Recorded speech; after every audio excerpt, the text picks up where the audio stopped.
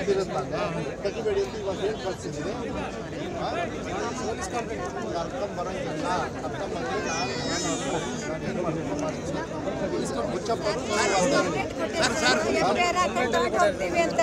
FIR ಹಾಕಿ ತಗೊಂಡು ಹೋಗೋಕ್ಕೆಲ್ಲ ಬಿಡೋದಿಲ್ಲ.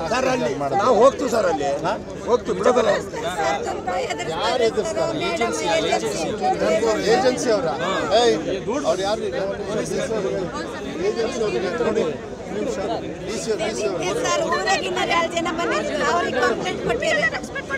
Agency ಅವ್ರದ್ದೆಲ್ಲ ಜಾಸ್ತಿ ಆಗಿದೆ. 10 ವರ್ಷ ಸರ್ವಿಸ್ ಮಾಡಿದ್ದಾರೆ ಸರ್.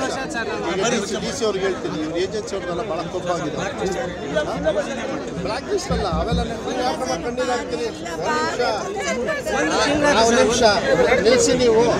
ನಾನಿದ್ದೀನಿ, ಒಂದು ನಿಮಿಷ. ಈಗ ನಾನು ಮಾಡಿದ್ದ ಅಂತ ನನ್ನ ಮೇಲೆ ವಿಶ್ವಾಸ ಐತಾ? ಅಲ್ಲ, ಹೌದಲ್ಲ.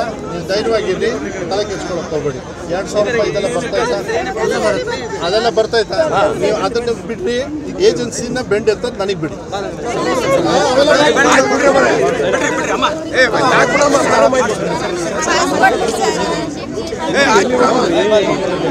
ಮಾಡೋಣ, ನೋ ಪ್ರಾಬ್ಲಮ್, ಡೋಂಟ್ ವರಿ.